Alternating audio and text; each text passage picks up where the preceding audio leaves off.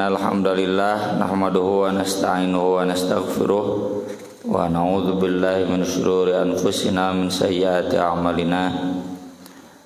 Asyhadu an la ilaha illallah wahdahu la syarikalah wa asyhadu anna Muhammadan abduhu wa rasuluhu alladzi la nabiyya wa la rasula ba'dah. Sallallahu wasallam alaihi wa ala alihi wa sahbihi wa man tabi'ahum bi ihsan, amma ba'd. Masih dalam bab istidzan, minta izin, dan kita 3 hadis ke depan ini tentang adab salam, karena memang salam bagian dari istidzan. Di dalam Al-Quran jelas disebutkan di surat An-Nur, kita tidak boleh masuk ke rumah orang lain hatta tasta'dzinu wa tusallimu ala ahliha, sehingga kita minta izin dan salam. Jadi salam itu bagian dari istidzan. Halaman 820 bab ke-32. Hadisnya di sini dari Sayyar, seorang tabi'in. Qala, dia berkata, kuntu amshi ma'a Thabit al-Bunani. Aku pernah berjalan bersama Thabit al-Bunani. Famarra bisibyan, lalu beliau lewat di hadapan anak-anak atau bertemu dengan anak-anak kecil. Fasallama alaihim, lalu Thabit salam kepada mereka. Ya, meskipun anak kecil, Thabit al-Bunani ini seorang ulama tabi'in, beliau salam kepada mereka. Wa hadatsa Thabit, dan Thabit menyampaikan annahu kana yamshi ma'a Anas, bahwasanya ia pernah berjalan bersama Anas. Famarra bisibyan, lalu bertemu berpapasan dengan anak-anak kecil. Fasallama alaihim, lalu Anas pun salam kepada mereka. Wa hadatsa Anas, dan Anas menceritakan annahu kana yamshi ma'a Rasulillah sallallahu alaihi wasallam famarra bisibyan fasallama alaihim, bahwasanya dulu juga Anas pernah berjalan bersama Rasulullah sallallahu alaihi wasallam, lalu lewat ke anak-anak dan kemudian beliau pun salam kepada anak-anak kecil. Ini jadi dalil ya bahwa salam itu tidak melihat dewasa dan anak kecilnya, diamalkan tetap ya. Seandainya kita bertamu ke rumah yang kita salam, atau ke yang adanya anak-anak kecil, salam saja tetap. Atau kita bertemu di jalan, anak-anak sedang bermain, salam aja, assalamualaikum. Meskipun adabnya dari kecil kepada yang besar kan, liyusallimis shaghir alal kabir, tapi kan anak-anak macan hidang ya, belum dewasa untuk mengamalkan amal sholih, maka boleh kita sebagai orang yang lebih tua mendahului salam kepada mereka. Ini bagian dari pendidikan ya, agar mereka senantiasa menyebarkan salam. Dan menyebarkan salam ini kan salah satu di antara kunci-kunci surga, termasuk identitas agama Islam. Ya, kata Nabi SAW di satu hadis, afsyus salam wa sallu bil laili wan nasu niyam yatadkhulul jannata bisalam. Afsyus salam wasilul arham, sebarkan salam, sambung silaturahim, kemudian sholat di waktu malam ketika orang lain tidur, kalian akan masuk surga dengan selamat. Kemudian ketika Nabi ditanya, bagaimana Islam yang terbaik itu? Kata Nabi, antus lima ala man arafta wa man lam ta'rif. Kamu salam kepada orang yang kamu kenal dan kamu tidak kenal. Ini pernah diamalkan oleh Anas bin Malik, ngajak seorang sahabat muda ke pasar. Kemudian setiap kali bertemu orang di pasar salam, sampai dari mulai awal pasar bikin katung-tung pasar. Udah begitu kemudian besoknya ngajak lagi, ada di Fathul Bari ya penjelasan hadis tadi. Lalu sahabat tersebut nanya, mau apa?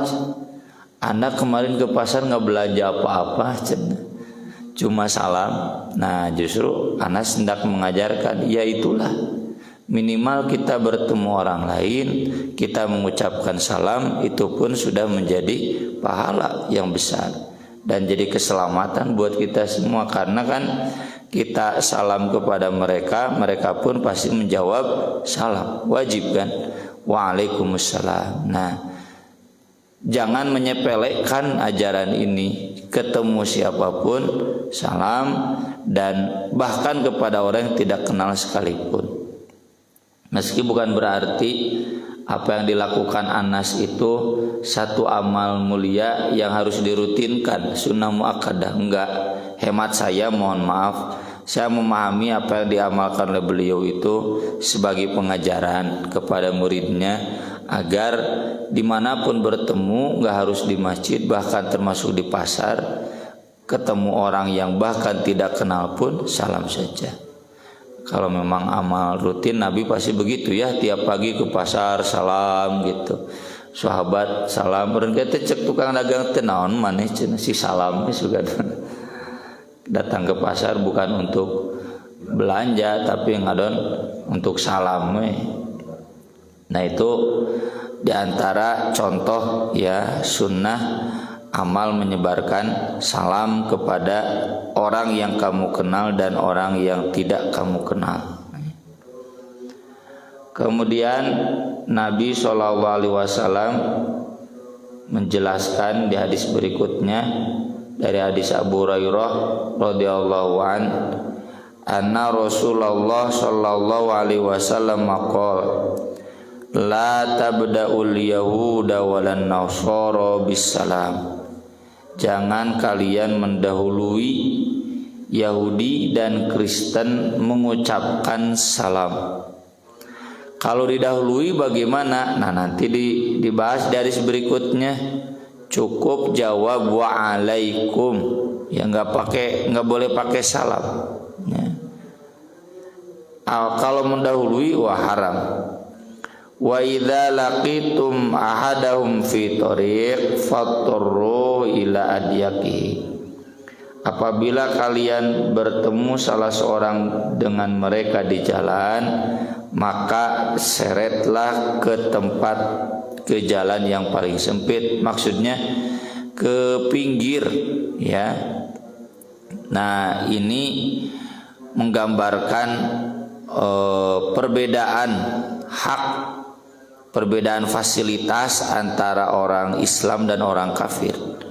Jadi di negara Islam itu harus dibedakan fasilitas untuk orang Islam dan orang kafir, khususnya Yahudi dan Kristen. Orang Yahudi, orang Kristen itu nggak boleh diberi fasilitas yang sama atau bahkan lebih baik dibanding orang Islam. Contoh misalkan dalam perizinan, tempat-tempat strategis itu nggak boleh diberikan ke orang kafir, berikan ke orang Islam.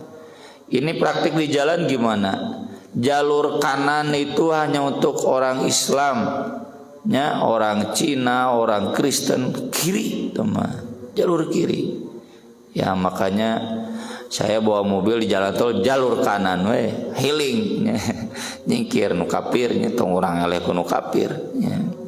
Jalur kanan mun dibebas, jalur kanan, jalur kiri. Nah itu buat orang kafir harusnya begitu, ya. Termasuk di stadion VIP itu harus untuk orang Islam. orang kafir mah tribun utara we jeung tribun selatan nya nu pangluhurna begitu. Jadi jangan ada persamaan hak, nggak bisa. Kenapa? Karena segala sesuatu itu didasarkannya pada agama.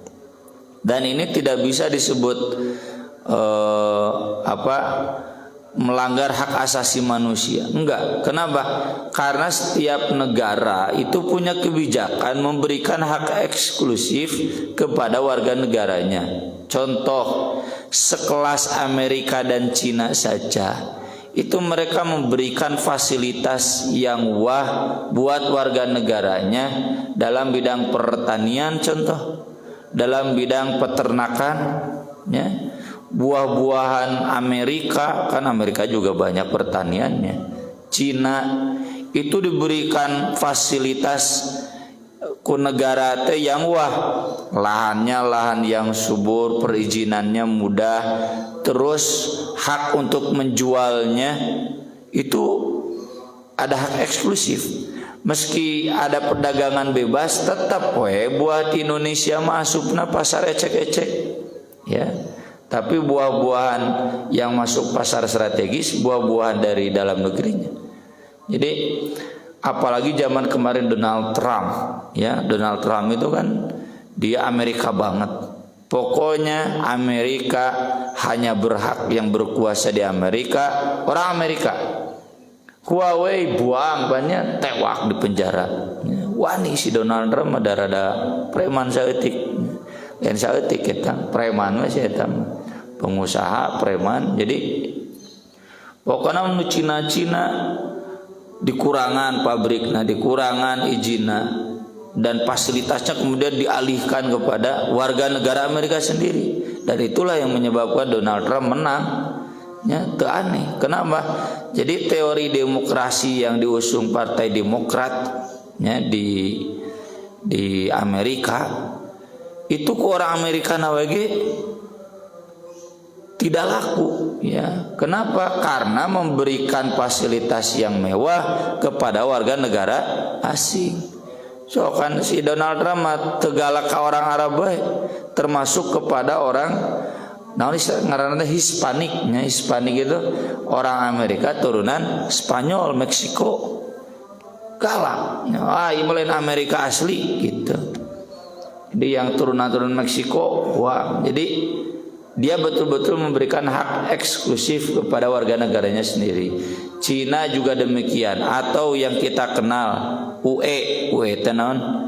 Uni Eropa. Kenapa mereka bikin Uni Eropa? Untuk menjaga kepentingan Uni Eropa, agar mereka punya hak eksklusif. Jadi sesama Uni Eropa itu mereka saling menguatkan dan tidak memberikan hak kepada Uni Eropa. Bahkan di pemain sepak bola sendiri man, ada aturan. Pemain sepak bola Uni Eropanya harus sekian, pemain asingnya non Uni Eropa dibatasi sekian. Cing tanya ke orang-orang barat, apakah itu tidak melanggar hak asasi manusia? Nepikeun kakak paksa pemain Amerika Latin di Uni Eropa keuneulah pasporna, diganti warga negara. Nah itu ya, jadi kita jangan bilang hadis ini tidak sesuai dengan HAM. Ukuran HAM dalam Islam itu Islam. Warga negara asli itu warga negara Indonesia nama itu adalah Islam. Nah orang kafir itu bukan warga negara asli, itu warga negara asing, WNA. Nah itu jadi jangan sok HAM, pejuang HAM. Faktanya nggak ada yang betul-betul HAM, karena merugikan. Apalagi Inggris mah Uni Eropa saja mereka nggak setuju, makanya mereka Brexit, ya, British exit. Naon?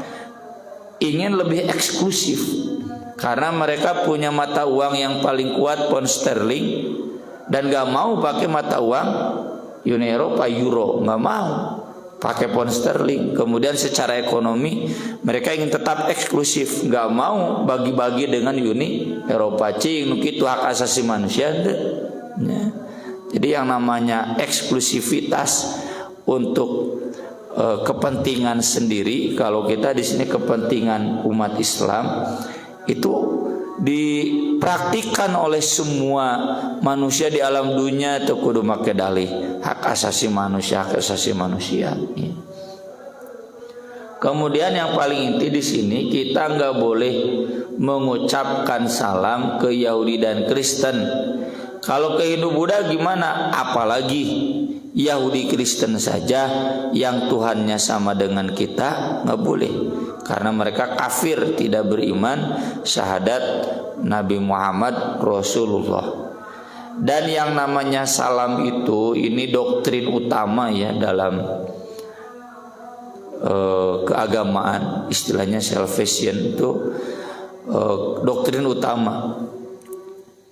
Pertanyaannya kan, adakah keselamatan di luar agama Islam? Sok bahasilah eta.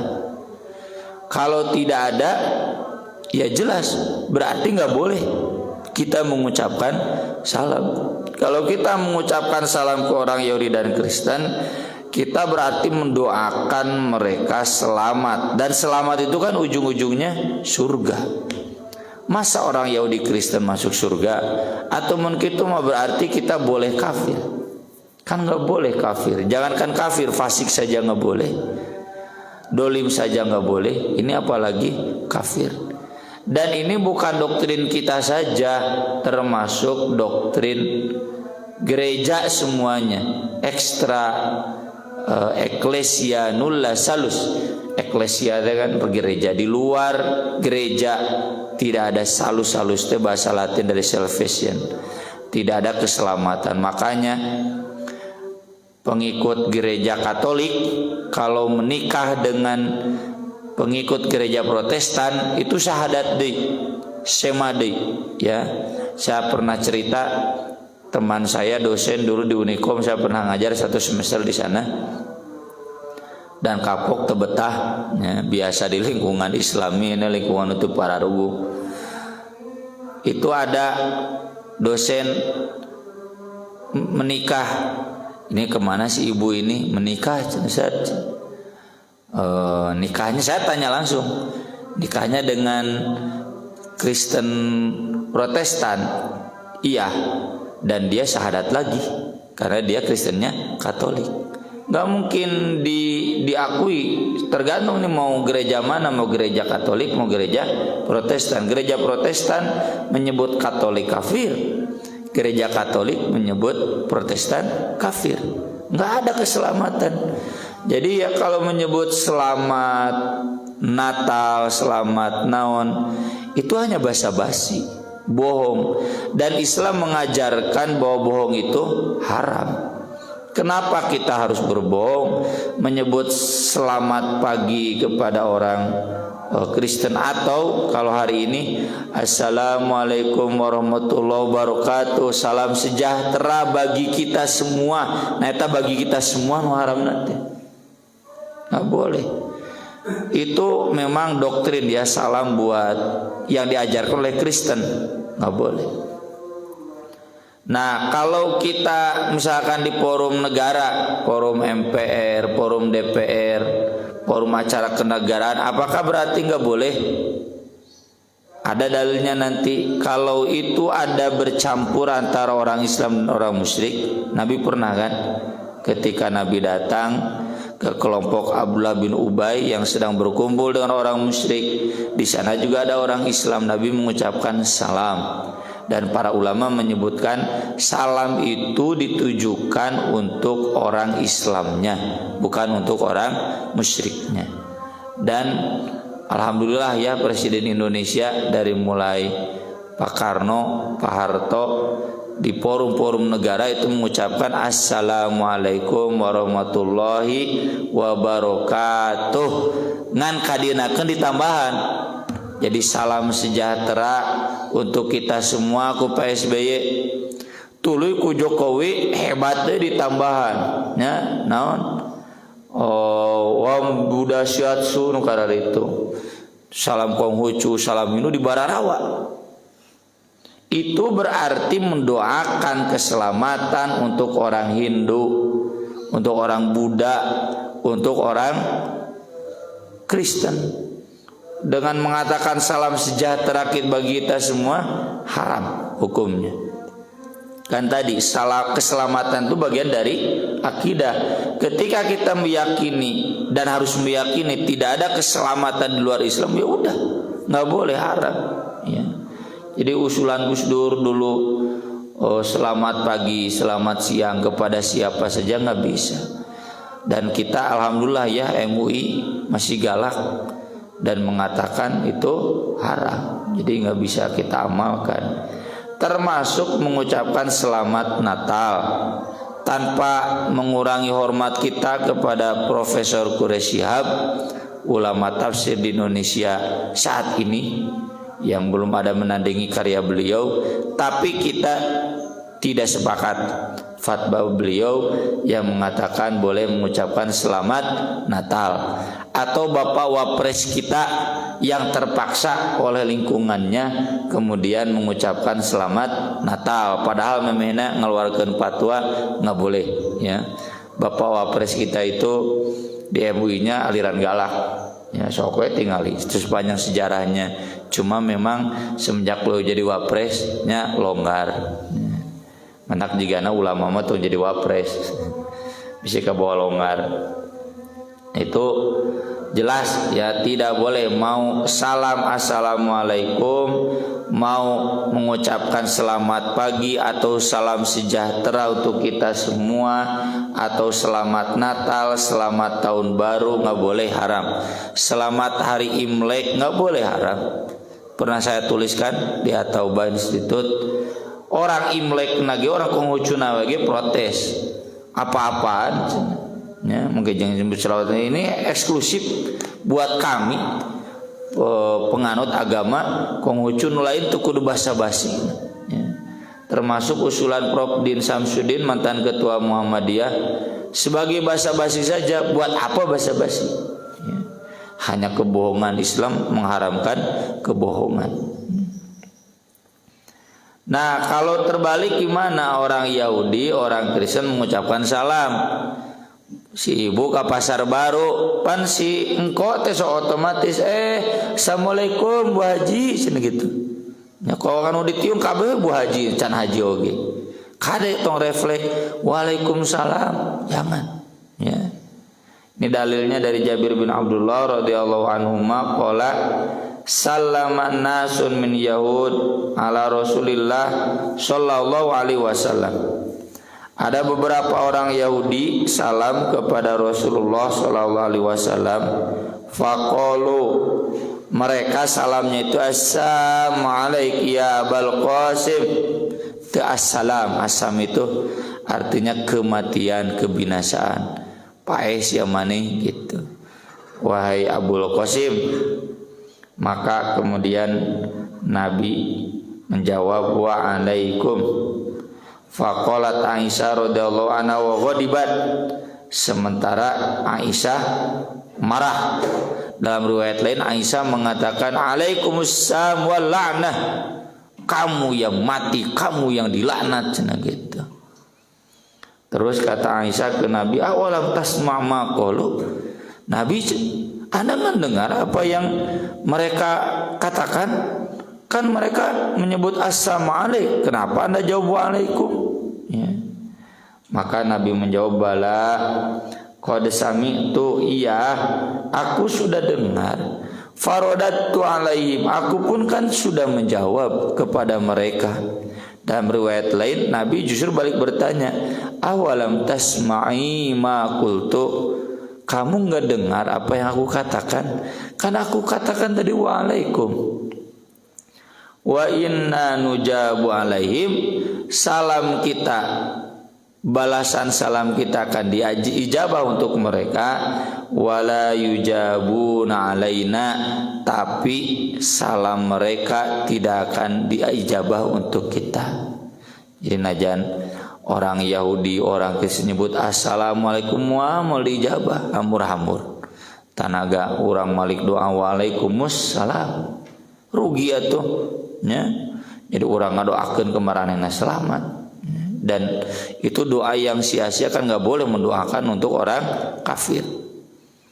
Imam An-Nawawi tegas ya mengatakan bahwa ini jadi dalil kalau ada orang kafir bersalam kepada kita, hati-hati ibu-ibu sok ke pasar baru, jawabnya waalaikum, nggak boleh pakai salam. Ada memang salah satu ulama mazhab Syafi'i yang mengatakan boleh pakai salam karena waalaikum teh hakikatnya waalaikumsalam. Imam Nawawi menjawab itu pendapat yang marjuh, yang doif. Geus puguh dari lagi waalaikum nggak ada lagi. Ya, masa orang Yahudi jawab assalamualaikum lalu kita jawab waalaikumsalam? Ya Nabi enggak. Termasuk ini berlaku untuk semua salam. Apakah Yahudi itu assalamualaikum atau assalamualaikum? Kan di Al-Quran menyebutkan qad badatil baghdha min afwahihim wa ma tukhfi sudurum akbar. Yang tersembunyi dalam hatinya itu lebih parah. Ngadoakeun ka urang teh basa-basi unggul najur hatina mah ngadoakeun cilaka. Ya. Orang kafir pasti begitu, nggak mungkin ada orang kafir yang senang Islam maju, mual mungkin. Nah maka dari itu sekali lagi para ulama sepakat tegas dan hakikatnya waalaikum itu kalau bahasa kita buat kamu saja, jangan siawe gitu, dibalikkan. Ya. Mau assalamualaikum, mau assalamualaikum, maka cukup kita jawab waalaikum. Nggak boleh lebih dari itu. Dan ini menegaskan bahwa tidak boleh ada doa keselamatan untuk orang kafir. Sekali lagi kita menjawab kalau di forum resmi yang di sana ada orang Islam boleh kita salam assalamualaikum, tapi nggak boleh salam sejahtera untuk kita semua karena kita nggak boleh mendoakan keselamatan buat orang kafir. Kemudian kalau kita mengucapkan salam kepada orang kafir nggak boleh, ya termasuk mengucapkan selamat. Dan kalau mereka mengucapkan salam ke kita cukup mengucapkan waalaikum. Dalam riwayat lain kata Nabi, idza sallama alaikum ahlul kitab faqulu waalaikum. Kalau orang Yahudi Kristen salam kepada kalian jawab waalaikum. Terlepas apakah itu dia asli nyebut assalamualaikum atau hanya sekedar mengucapkan assalamualaikum, dua-duanya kita cukup jawab waalaikum. Sekian bab adab salam yang ada dalam Mukhtasar Sahih Muslim ini, mudah-mudahan bermanfaat. Nanti kita sambung dengan bab tentang hijab. Aku qouli hadza wa astaghfirullah li wa lakum subhanakallahumma bihamdik asyhadu an la ilaha illa anta astaghfiruka wa atubu ilaik. Wassalatu wassalamu ala Rasulillah. Wassalamu alaikum warahmatullahi wabarakatuh.